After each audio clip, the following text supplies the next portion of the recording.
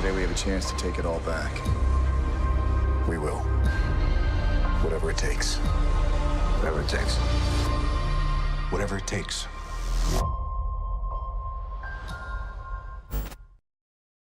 Salut tout le monde et bienvenue sur Marvel Reporter, la chaîne de l'actualité Marvel, et aujourd'hui je suis bien sûr avec Antoine. Salut tout le monde. Alors, on n'a pas sorti de vidéo récemment, mais c'est tout simplement parce qu'on a déjà, dans un premier temps, les études, donc ça nous prend pas mal de temps. On est en période d'examen plus spécifiquement, et par rapport aussi au spoil d'Avengers Endgame, donc qui circulait sur internet un peu de partout, on essaie d'éviter donc se retirer un peu de toute l'information Marvel. Du coup, on vous retrouve bien sûr pour la critique d'Avengers Endgame. Donc on va y revenir en première partie sans spoil, donc ça sera très court parce qu'il n'y a pas vraiment de choses à dire sur le film sans vraiment spoiler. Puis on reviendra comme d'habitude sur une partie spoil, vous aurez le timecode donc de la partie spoil, non spoil. Voilà, donne-moi ton avis d'abord sur Endgame, ce que t'as pensé sans spoiler bien sûr. Pour le coup, je pense que c'est pas une énorme surprise, ni pour toi, ni pour moi-même, mais j'ai bien évidemment adoré. Sur tous les points. Le film n'est pas exempt de défauts, je tiens à le préciser, puisque certains ont aussi un peu tendance à l'oublier, mais ça reste le MCU à son apogée, et c'était génial, voilà. C'était une expérience en tant que spectateur et en tant que fan qui était incroyable, je trouve. Et puis ça faisait bizarre aussi de se dire que c'était le point culminant de ces 22 films. On en reviendra plus dans la partie spoiler, parce qu'il faudra qu'on rentre un peu plus dans les détails, mais pour le coup, c'était vraiment incroyable. J'ai fait beaucoup d'avant-premières de films Marvel Studios plus précisément. Mais il y a surtout une ambiance dans la salle qui est à chaque fois particulière. Et là, c'était pas mal. Il y avait un engouement pour certaines scènes. Je reviendrai plus tard. Mais j'avoue que même moi, ça m'est arrivé de sauter de mon siège par moment. Je te laisse donner ton avis. Bah je te rejoins sur les points que t'as évoqués, c'est un film qu'on attendait au tournant et franchement ça m'a pas déçu. J'ai pu voir quelques retours de gens qui ont été pas mal déçus par certains moments, tout ça. Je comprends certains défauts qui ont été évoqués, mais franchement j'arrive pas à me dire que ça tue le film. Je l'ai trouvé bien du début jusqu'à la fin, j'ai pas trouvé qu'il y avait de grosses longueurs. C'était un film différent des autres parce qu'on savait que c'était le dernier film pour les principaux acteurs. Et donc c'est différent vraiment, c'est comme t'as dit, c'est l'accumulation des 22 films, donc faut pas s'attendre à un film qui va créer sa propre histoire, ou vraiment ça va être du fanservice, et beaucoup de gens ont critiqué justement ce fanservice, et je trouve que s'ils le font pas maintenant, ils vont jamais le faire en fait, donc vaut mieux le faire maintenant pour ce film quoi. C'est pour ça, parce qu'on a vu pas mal de critiques du film, qu'elles soient bonnes ou mauvaises. Et j'avoue qu'il y a des points, notamment sur certains traitements de personnages, où, oui, bon, c'était un peu la fête à mon avis dans les bureaux, mais il y en a d'autres. Enfin, les gars, vous vous plaignez de certains défauts du film, certaines peut-être facilités scénaristiques. Bordel, enfin, c'est un film de divertissement, on n'est pas là pour voir une réalisation forcément parfaite, une écriture forcément parfaite. Je trouve déjà que le boulot qui est fait par les scénaristes pour être cohérent envers les films, et vous comprendrez pourquoi c'est très cohérent et très spécial la façon dont le film se déroule, dans la partie spoiler bien évidemment, mais je trouve qu'ils s'en sont sortis vraiment à brio.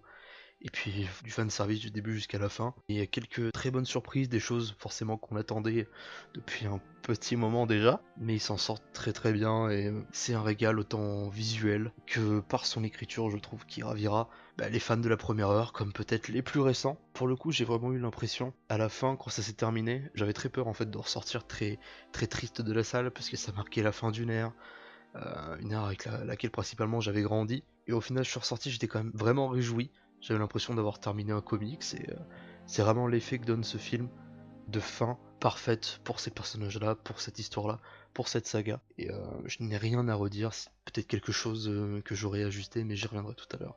Voilà, donc on a un avis principalement positif, comme pas mal de gens. On a fait un sondage sur notre compte Twitter, je crois qu'il y avait 60% qui avaient trouvé le film excellent, 20% qui l'avaient bien aimé, donc bon, c'est quand même une grosse partie de notre communauté entre guillemets qui a bien aimé le film. J'ai juste à vous conseiller d'aller le voir direct, surtout pas vous faire spoiler, c'est très important ça. Je pense que c'est le plus compliqué. C'est ça, oui, donc je pense qu'on a terminé pour la partie non spoiler. Si t'as pas d'autre chose à rajouter. Non. Très bien, donc on continue donc la partie spoiler.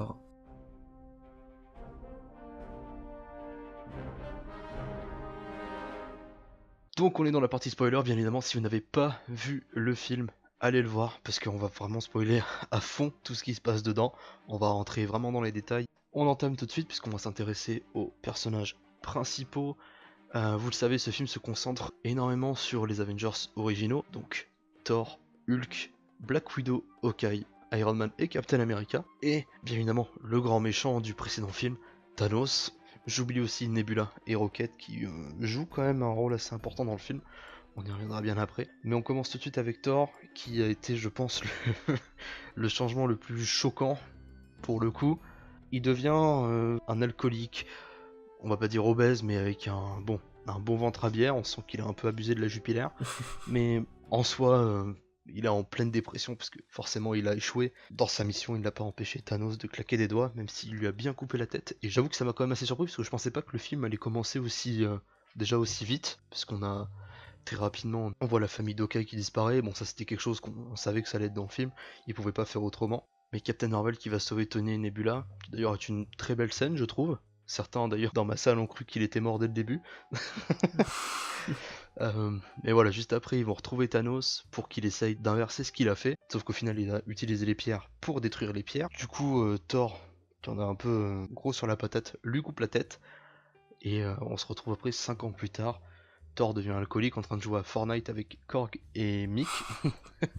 Dans la nouvelle Asgard, qui au final se trouve là où Odin est décédé. J'avoue que je pensais pas qu'ils allaient vraiment reconstruire une ville comme ça. Bah moi je m'attendais un petit peu vers la fin de Ragnarok, je crois qu'ils avaient annoncé justement qu'ils pouvaient aller sur Terre, un truc comme ça et tout, donc je sentais qu'ils allaient le faire.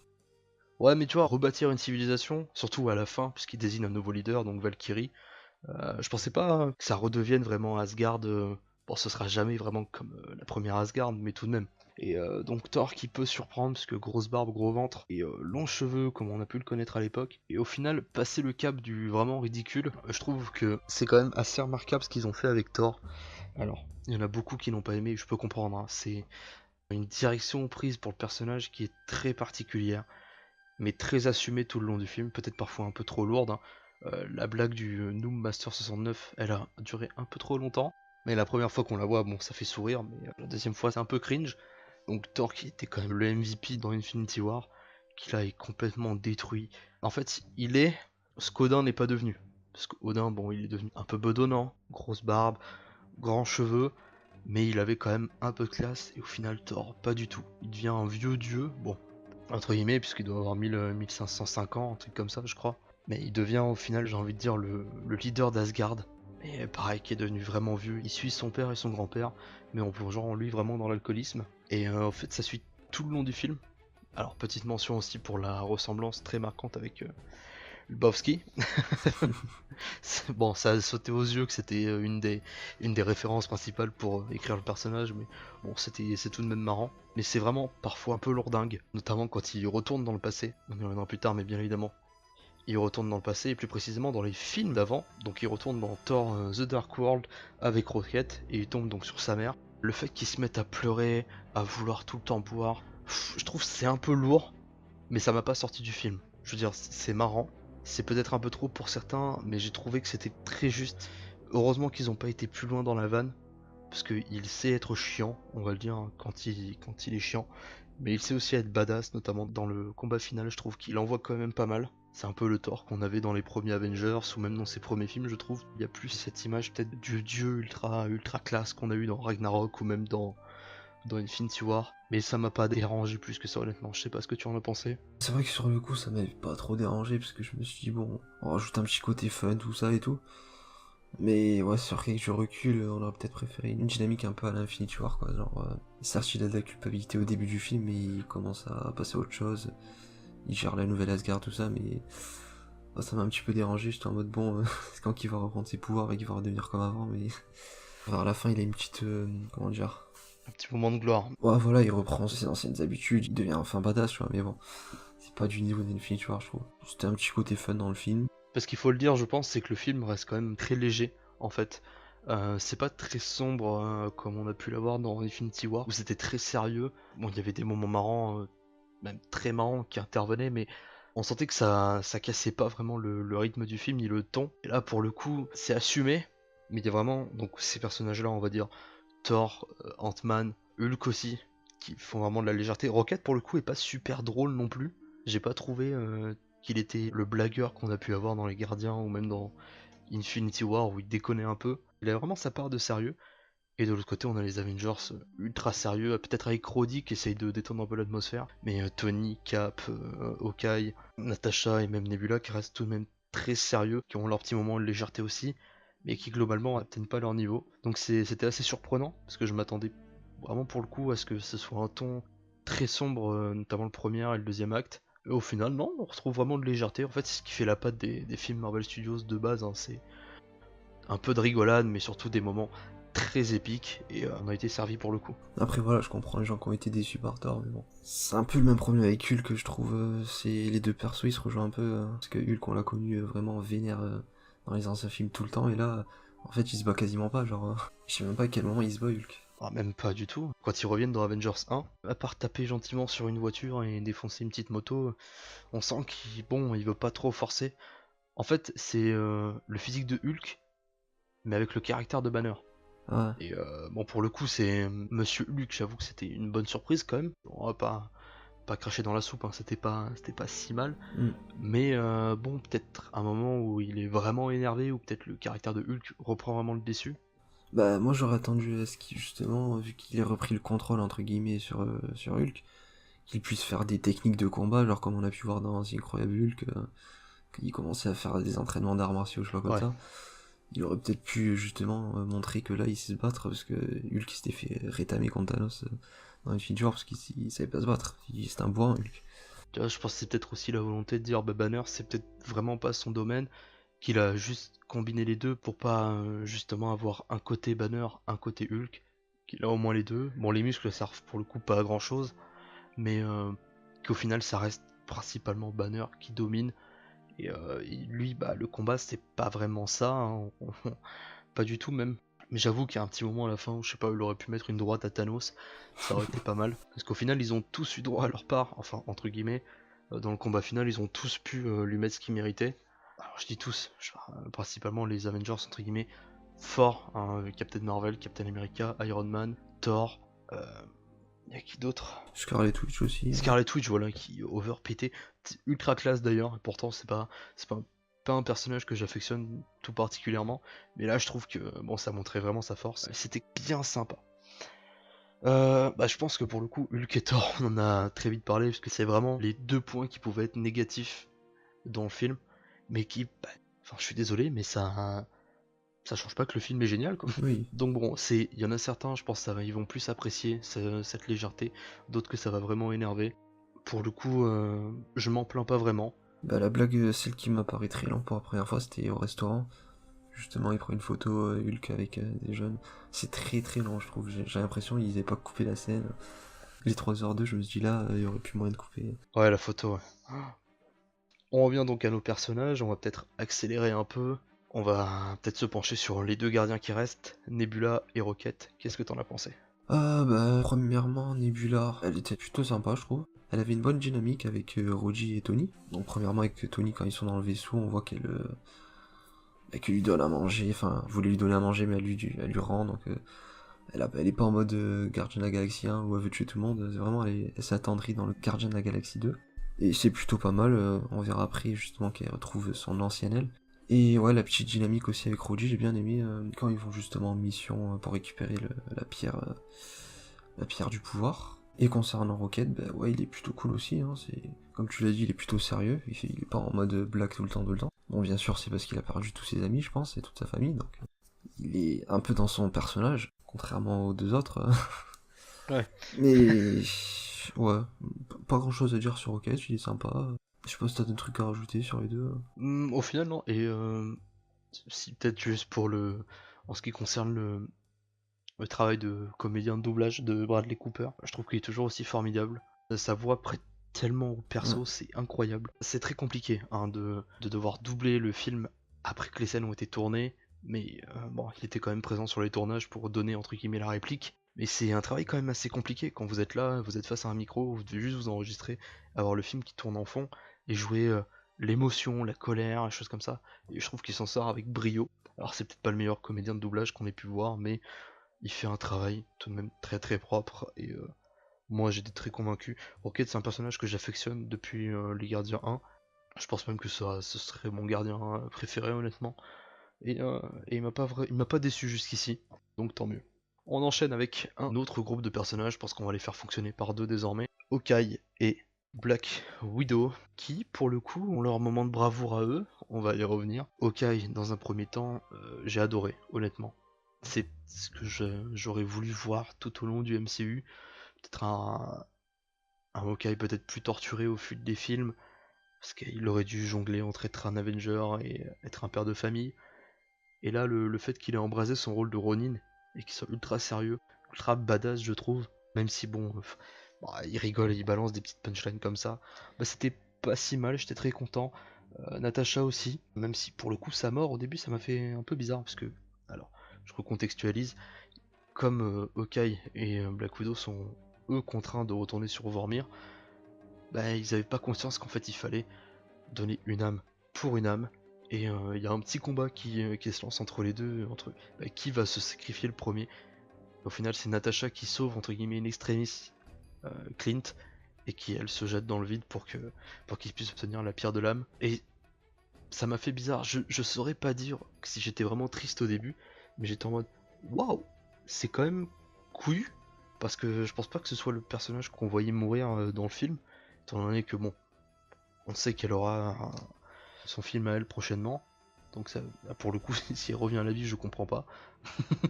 C'est juste pas possible, mais je m'attendais pas à ça, ça m'a surpris. Et puis sur le coup, on réalise pas forcément. Et après, quand on se rend compte un peu du chemin parcouru pour le personnage dans Iron Man 2, bon, elle brillait pas forcément. Captain America 2 où elle était un peu un pivot émotionnel pour Steve, même Civil War où elle joue l'agent double. Je trouve que ça m'étonne pas qu'elle ait fait ça. Et bon, c'est une mort un peu conne, hein, on va pas se mentir. Mais c'est une belle mort, c'est la même que Gamora, hein, la même musique qui revient. Mais la scène est toujours aussi belle, je trouve, esthétiquement parlant et même au niveau de l'émotion. Je sais pas ce que t'en as pensé de ces deux personnages et plus spécifiquement de cette scène, parce que c'est principalement à ce moment-là que les deux brillent vraiment. Bah, c'est vrai que j'attendais pas justement qu'un des deux persos meure maintenant. Bon, c'est sûr, quand tu le vois arriver sur Boromir, tu te dis bon, c'est bon, il y a un des deux qui va mourir. Mais je les voyais vraiment justement rester jusqu'à la dernière bataille, quoi. C'est en mode les 6 Avengers originaux et t'as le reste. Mais ouais, ils ont décidé de tuer Black Widow avant. Bon, c'est pas forcément une mauvaise chose. Mais ouais, je dirais pas que j'étais triste. J'étais comme Gamora, je pense, en fait. Ça m'a touché un petit peu, mais pas énormément. Et surtout, je pense, c'est la réaction de Clint, parce que une des choses qui était, même si le personnage était très mal utilisé, une des meilleures choses qui était faites depuis Avengers 1, c'était leur relation entre Black Widow et Clint Barton. Ils ont encore parlé une fois dans l'avion de Budapest. Bon, on veut savoir ce qui s'est passé là-bas. J'allais y revenir. J'allais dire, j'ai l'impression que c'est un running gag chez Marvel Studios. Et ils vont nous le faire pour le film, c'est obligé, parce que je sais pas ce qui s'est passé, mais... C'est surtout vraiment là pour le coup du fanservice. Oui, en plus. Parce que Budapest, c'est vraiment quelque chose qui revient très souvent depuis la sortie d'Avengers 1, où les gens se demandent ce qui se passe, et je pense qu'ils ont voulu jouer avec ça. Je pense qu'ils ont voulu utiliser aussi par rapport au film. Oui, à mon avis, ce sera une part dans le film. Mais ouais, les deux étaient très bien travaillés, justement. Que ça soit un des deux qui doit se sacrifier, je trouve que c'est bien trouvé. Ouais. Après, moi j'aurais peut-être misé sur Captain qui aille là-bas pour revoir Crâne Rouge. Bah j'aurais aimé. Petit, J'aurais aimé pour le coup qu'il y ait une confrontation, ou même que quand justement ils reviennent, et qu'ils se parlent juste avant la bataille finale, où ils refont le gant, qu'ils parlent du mec rouge, peut-être que Captain fasse un hein quoi. Ouais, voilà. Ou même quand il a reposé toutes les pierres et tout. Voilà, et que ça lui explique que bah, Crâne Rouge est pas mort, il a vraiment été TP sur Vormir. Bon après, c'était pas nécessaire, mais ça aurait été une petite interaction en plus. Et on enchaîne donc avec les deux derniers Avengers originaux, Captain America et Tony Stark, qui pour le coup sont les MVP du film, hein, très clairement, pour deux raisons bien particulières. Mais bon, c'est ceux qui brillent le plus. En même temps, c'est ce qu'on attendait d'eux pour le coup. Moi je vais parler bien évidemment de mon Avenger préféré. Alex parlera du sien. J'avais pas vraiment une idée sur l'écriture de Captain pour ce film. J'espérais juste qu'il nous fasse du Captain America, quoi, qu'il soit vraiment prêt à tout pour pas défendre ses idées cette fois-ci, mais redonner vie et ramener tout le monde qui se batte jusqu'au bout. Et c'est ce qu'il a fait. Je trouve que il est ultra badass. Au même titre, je pense que l'était Thor dans Infinity War. Parce que le moment où il chope Mjolnir, bon, c'est un moment qu'on attend depuis Avengers 2, quand le marteau avait un peu bougé, souvenez-vous. À l'époque, c'était il y a maintenant 4 ans. Mais c'était... c'est à ce moment-là où j'ai sauté de mon siège. Parce que c'est trop stylé. C'est trop stylé. Juste le fanboy qui est en moi, j'ai adoré. J'en avais la larme à l'œil. J'étais en mode, putain, ils l'ont vraiment fait. Yes. Et n'essaie pas de me contredire. Mais il est juste magnifique. Genre, il enchaîne Thanos. Bon, forcément, on y reviendra tout à l'heure, mais Thanos, c'est un peu particulier dans ce film. Mais c'est une classe. Et puis le fameux Avengers Assemble. Bah rien à dire, hein, on l'a attendu pendant 4 films, il est là et il nous a pas déçus. Et toi, qu'est-ce que t'as pensé de mon cap? Attention, je te surveille, hein. Bah Captain, bah il était cool dans le film. J'ai bien aimé. Franchement, les scènes avec Tony, où il retourne dans le passé, tous les deux, c'était pas mal, je trouvais. La scène de l'ascenseur aussi, j'ai beaucoup aimé. Où il a le fameux Aya Hydra, donc Ah oui. petite référence aux comics, tout ça. Et ouais, j'ai bien aimé 2-3 scènes comme ça, et la scène aussi où il prend le marteau. Où, à un moment, il a pris aussi Stormbreaker, et Thor lui fait hop hop, repasse-moi le. Ouais, garde le petit. Voilà, garde des petits. Ouais, il y avait pas mal de bonnes scènes d'action. Après aussi, sa fin, justement. Bah, c'est tout le monde l'attendait, quoi. C'est Captain qui attendait ça depuis le début, de retrouver Peggy. Je trouve ça cool qu'il ait sa fin qu'il souhaitait. En fait, c'est plus on y réfléchit maintenant, plus c'est un débat que j'avais eu il y a quelques semaines avec des amis, c'était que il n'y avait pas vraiment besoin de mort pour que Endgame soit excellent. Parce qu'il y a d'autres moyens de dire adieu au personnage. Mais bon, forcément, il y a 2 personnages majeurs qui meurent. Mais pour le coup, Cap, je m'attendais justement à ce que lui, bah, malheureusement, meure, mais au final, non. Et je suis très content de ce qu'ils en ont fait parce que c'est très cohérent avec ce qui a pu être fait dans les comics. On le sait, hein, le moment où c'est déjà arrivé qu'il rêve de cette vie, au final, qu'il vieillisse. Bon, il finira directeur du Shield. Là, dans les films, je pense pas que ça arrive. Mais où il passe le flambeau à Sam. Et non, c'était bien. Puis surtout le fait que le film se termine par un petit bisou entre Steve et Peggy, j'étais très très content. Je reviendrai après sur la relation avec Tony une fois que tu te seras exprimé, mais ah quel plaisir. Et petite dédicace à Sharon. Et maintenant, on continue donc avec le dernier personnage du côté des héros, donc Tony Stark, Iron Man. Que dire. J'ai trouvé que le personnage était incroyablement fait comme d'habitude du début à la fin, quoi. Dès qu'il arrive sur Terre, qu'il revient sur Terre et que 5 ans plus tard on le retrouve dans son ranch, la petite relation qu'il avait avec sa fille et tout, je trouvais ça hyper touchant. Après aussi c'était un des seuls persos, enfin le seul perso qui avait quelque chose à perdre justement en faisant ce truc. Tu le vois venir quand même que il va pas tenir jusqu'à la fin du film. Enfin moi je l'ai vu venir dès le début. Après, je sais pas si les gens l'ont vu venir. Mais ouais, c'est lui qui trouve comment aller dans le voyage quantique parce que justement, Banner avait pas réussi à faire la formule, il avait rajeuni Ant-Man. C'était une scène assez drôle d'ailleurs. Je sais pas si tu vas rajouter 2-3 trucs. Non, bah pour le coup, je pense qu'il a eu une fin vraiment héroïque. Et c'était juste génial tout au long du film. Il s'est vraiment battu jusqu'au bout. Il a mis de côté un peu ses différends avec Cap, même jusqu'à renouer une relation assez proche, hein, parce on savait les deux au niveau relationnel, ça a toujours été très compliqué, vu que c'est deux vraiment idéologies très différentes. Mais le fait qu'ils se retrouvent, je vais pas dire main dans la main, parce que bon, encore une fois, c'était du Red Herring, mais qui se retrouvent et qui décident d'agir ensemble. Donc on retourne dans les années 70, que Tony rencontre son père, que Steve soit un peu en train de stalker Peggy. J'ai trouvé ça formidable et ça rajoutait vraiment encore plus du cachet au personnage. Mais oui, bon, c'est très clair que dès le début du film, bon, c'est un peu quelque chose qui se fait dans énormément de films. C'est quand on montre un peu trop du personnage, voilà, qu'il est très proche de sa famille, que ça l'embêterait de tout perdre, machin. Bon, c'est quasiment sûr à chaque fois qu'il clame, mais il est mort vraiment en héros et j'attendais honnêtement de voir s'ils allaient le faire. Du coup, que ce soit lui qui prenne les pierres à la fin, qui claque des doigts. Et putain, ils m'ont pas déçu. C'était tellement stylé avec le je suis Iron La Man. réplique culte. Voilà. J'attends de voir les montages sur YouTube où ils vont mettre en parallèle les deux moments dans Iron Man 1 et dans Endgame.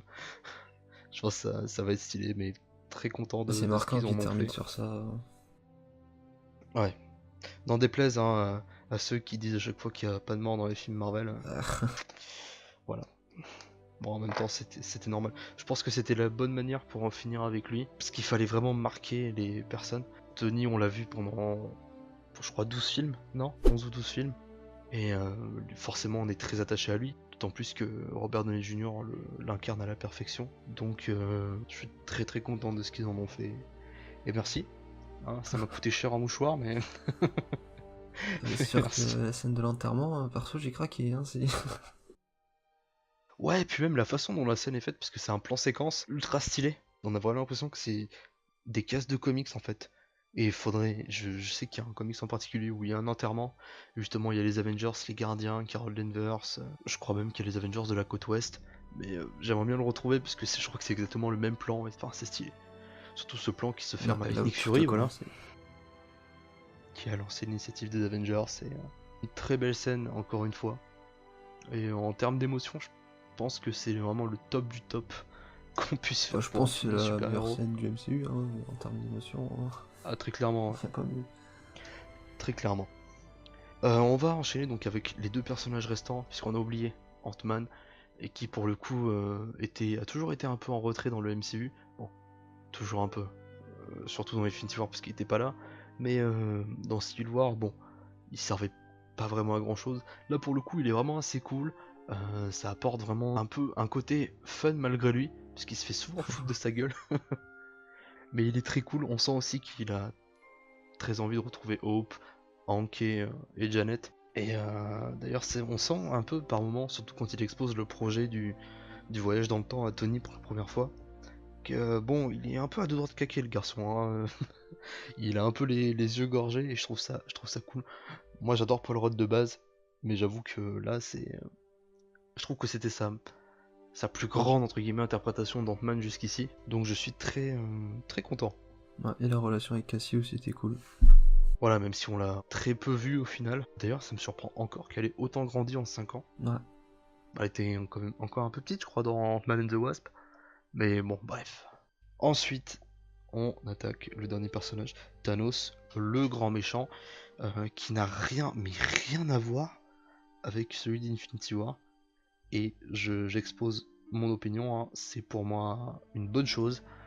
Dans Infinity War, on avait vraiment un Thanos qui était très posé, très intelligent, très pragmatique, même s'il a fait des choses horribles. Hein. il a quand même pulvère la moitié de l'univers. Mais voilà, on sentait qu'il était très confiant. Et dans celui-là, c'est juste une brute de fou. Rien que dans le combat final, quand il s'acharne sur Captain America, j'ai trouvé ça genre j'étais en mode oula, mais il va me le tuer en fait. Genre, c'était vraiment impressionnant. Et puis il envoie un max. On sent vraiment que c'est un Thanos, c'est le Thanos de 2014, quoi, qui est pas, j'ai pas envie de dire qu'il n'y a pas encore de vécu, mais qui est pas vraiment dans sa quête d'acquérir les pierres, tu vois, jusqu'au bout. Mm. Mais je sais que beaucoup de personnes auraient préféré voir la continuité du Thanos qu'on peut avoir en début du film, hein, qui se fait couper la tête. Mais je suis très content qu'il y ait vraiment cette nuance entre Thanos de 2014 et Thanos de 2000. Je sais pas, ça nous emmène quand 2023. Ouais. Ouais. Donc je sais pas ce que tu en as pensé, parce qu'on n'en a pas discuté avant de ça, mais ça a posé problème apparemment à beaucoup de personnes. Bah, je m'y attendais que le Thanos de l'autre réalité allait venir, quoi. C'était obligé avec les voyages dans le temps. L'autre allait pas brancher en mode bon, bah, je les laisse prendre des pierres. Mais non, c'est cool, hein, je trouve qu'il ramène un Thanos un peu plus vénère que l'ancien. Surtout que bah, derrière t'as l'ordre noir qui est de retour, t'as tous les autres Riders, tous les gros monstres qu'on a vu dans Avengers, tout ça. Et donc ça nous mène à une dernière bataille qui est encore plus épique que dans Avengers 1. Donc ouais, je trouve que c'est une bonne chose. Hein, c'était obligé que le Thanos de Infinity War allait mourir, parce que on a vu qu'il était hyper affaibli par le coup de Thor, et notamment avec le gant. Ils allaient pas faire grand chose avec lui. Soit il allait les aider, soit il allait mourir. Il est mort.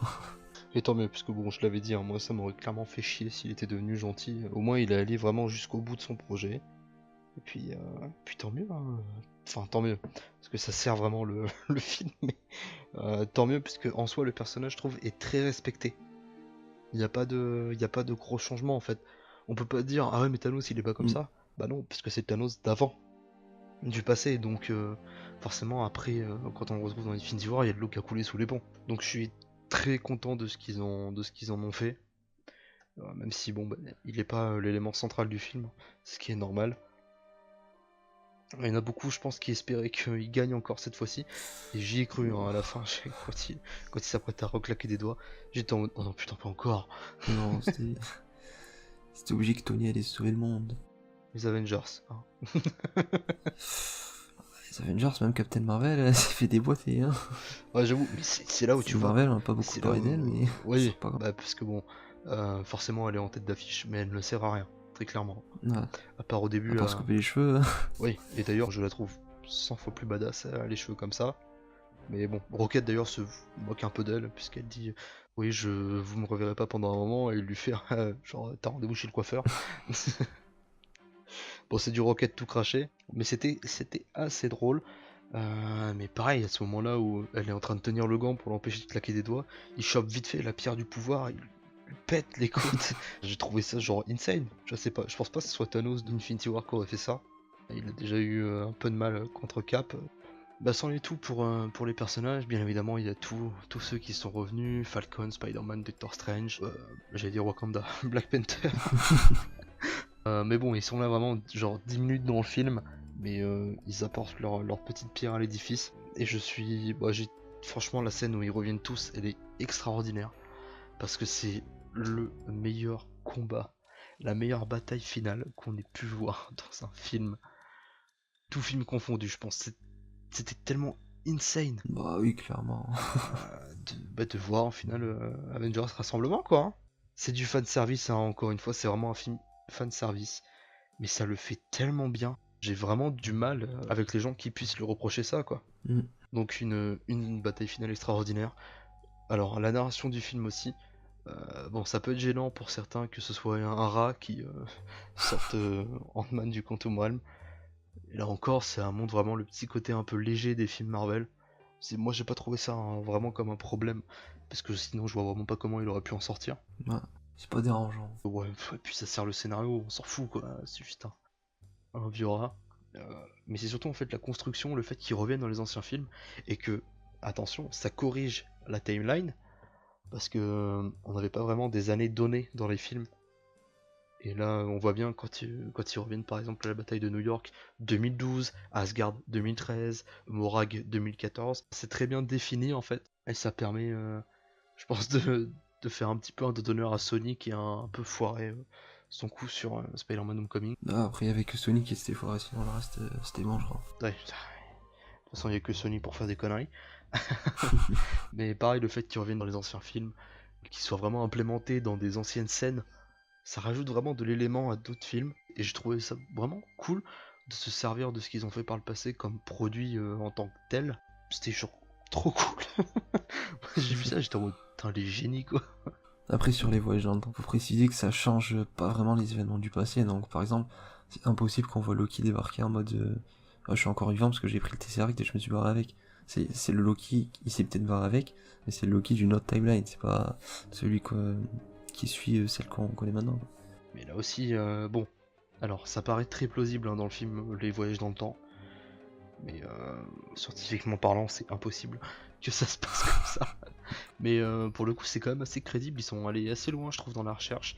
Il y a pas mal de name dropping aussi à des anciens films, Time Cop, Retour vers le futur, Ouais. plein de films comme ça. Il y a une petite scène avec Ant-Man et War Machine à ce niveau-là, et c'est assez drôle. Qu'est-ce qu'on peut dire d'autre aussi? Le cameo Stanley aussi, il était cool. Ah oui, bah oui, le dernier caméo de Stanley.